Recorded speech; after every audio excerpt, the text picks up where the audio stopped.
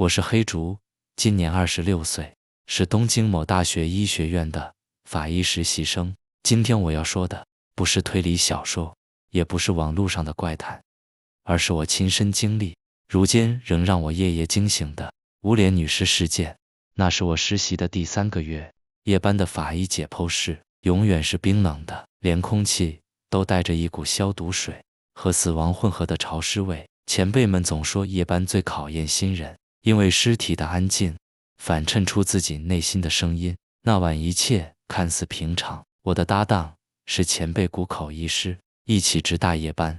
警视厅突然送来一具女尸，据说是在荒川河边被人发现，报案者是附近运动的老人。警察说没有身份证明文件，衣着朴素，脸上盖着一块脏毛巾。我记得开尸袋的瞬间，空气忽然凝结，那具女尸的脸没有五官，像似是被毁容，又像似被什么东西抹去了一样，皮肤平滑的诡异，只剩下隐约的鼻梁轮廓。我强忍恶心和恐惧，记录着体表特征。谷口医师轻声说，这不是第一次了，上个月神奈川也有一桩类似的案件。我想问更多，他却皱眉摇头，只是让我专注于解剖。我心中浮现一丝焦虑，如果这不是单一事件，那背后到底藏着什么？这念头就像颗石子，丢进我本该平静的心湖，激起一圈圈扰动。随着检查深入，异常越来越多，女尸的指纹被烧毁，牙齿拔光，甚至连脚趾都被磨平，任何能辨识身份的线索都消失了。这种处理手法极专业而冷酷。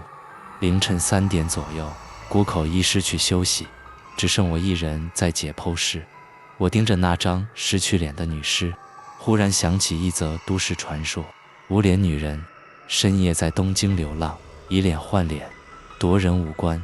我自嘲地摇摇头，却也忍不住打了个冷战。然后事情开始变得诡异，我发现女尸的指甲里有一条极细的红线。出于好奇，我用镊子轻轻拉出那条红线。那一刻，我脑中闪过警告：不要乱动未知的东西，这只是巧合，别想太多。但如果这真的有什么禁忌呢？我犹豫了好几秒，终究还是没能压住好奇心。就在红线拉出一瞬间，解剖室的灯啪地熄灭，整个房间陷入死寂。我的内心疯狂自问，这是电路老旧，还是我触发了什么不该碰的东西？要不要马上把红线放回去，还是装作什么都没发生？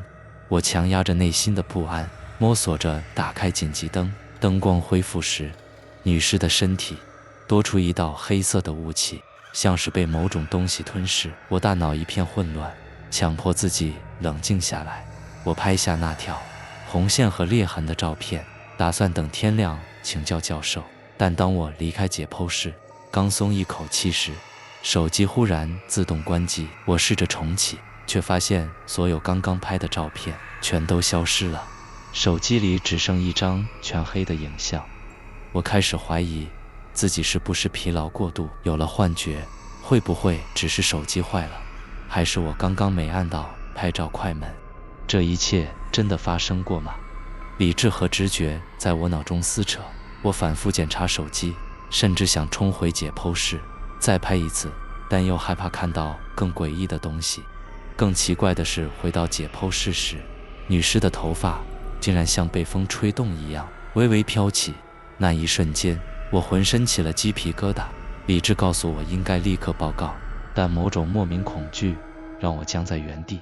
我惊恐地后退几步，却瞥见女尸手腕上多出一道新鲜的抓痕，抓痕像是 SOS 的字样。我内心挣扎，要不要现在离开，还是继续查下去？如果真的有什么诅咒，会波及到我吗？还是我只是被气氛吓到了？我翻查前几个月的无名女尸资料，结果发现这些无脸女尸都出现在月圆之夜，而且指甲里都有红线。但每次简体送验后，相关照片记录都会莫名消失。红线与夺脸的秘密，在翻阅资料与自己推理后，我逐渐发现红线的秘密。红线是一种封印符咒，阻止尸体内的恶灵夺取活人五官。只要红线还在，恶灵就被困在尸体里。一旦红线被拔出，诅咒便会启动。无脸女尸会寻找下一个脸，来填补自己失去的五官，而被选中的人，五官会逐渐消失，最终成为下个无脸女尸的容器。所有照片记录消失，正是诅咒为了抹消证据，让真相永远消失于城市之中。我想起刚才内心的犹豫，却已经来不及后悔。如果我没有碰红线，这一切也许都不会发生。我决定报警，但电话一连3次都拨不出去，荧幕疯狂闪烁。外头的走廊突然传来高跟鞋哒哒哒的声音，我心脏狂跳，想起那句都市传说：午夜3点，无脸女会来取你的脸。我屏住呼吸，躲在解剖室门后，门缝下突然出现了一只苍白、指甲染血的手。门外传来女生的声音：还我的脸！我吓得差点晕过去。就在这时，谷口医师忽然冲进来，拉着我往急诊室跑。他声音颤抖：千万不能看他的脸！我和谷口医师一路狂奔，身后传来诡异的声音和脚步声。我们冲进电梯，拼命地关门。电梯门关上的一瞬间，我看见走廊尽头那具女尸正缓缓站起来，脸上那道裂痕也到耳根。电梯里，谷口医师用颤抖的声音告诉我，这不是普通的案件。5年前，我也遇过一模一样的无脸女尸。当时我的搭档就是因为忍不住把红线拉出来，结果第2天尸体消失，搭档也失踪了。这些尸体不是死者，而是某种东西的容器。红线是封印，不能碰。被诅咒的人会被它盯上，五官会慢慢消失，最后变成下个无脸容器。如果你记不清自己的脸时，就代表你快要被它夺走了。我的脑袋一片空白，只觉得后颈发凉。我开始回想自己小时候的脸，却发现脑中画面竟然一片模糊。电梯突然停在 B3， 门慢慢的开启，外面是一片黑暗。谷口医师严厉地说：黑竹，不要出去，我们等救援。但黑暗中传来我母亲的声音：黑竹，来帮忙一下。我惊觉母亲早在3年前过世，这根本不可能。谷口医师死死拉住我：那不是你妈妈，是她在模仿。电梯灯一闪，母亲的脸变成了无脸女尸的样子，手臂疯狂扭曲地伸了进来。我和谷口医师用尽全力关上电梯门，但他的手已经伸进来了。我绝望地发现自己的手竟然也开始变得模糊，皮肤像被什么东西抹去。谷口医师大吼：不要看他眼睛！但我的视线却被那张无脸的脸吸引，感觉自己的五官正在被撕扯。那种感觉像是梦魇与现实的界限崩塌。我的理智一边告诉我闭眼，一边却又不自觉地想看清他的模样。黑竹，快咬自己的舌头！谷口医师的声音在耳边回荡。我拼尽最后理智，狠狠咬了一口，舌尖剧痛让我短暂清醒。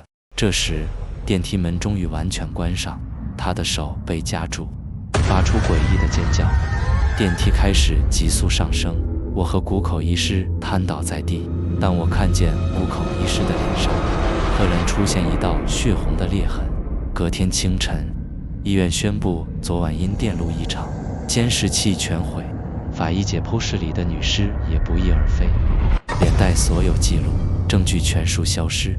谷口医师自知失联，而我每当夜深人静，总觉得镜子里的自己脸开始变得模糊不清。东京深夜，传说无脸女人还在找下一个你。我不知道下个容器会是谁，但我现在已经记不清自己的模样了。你记得你自己的脸吗？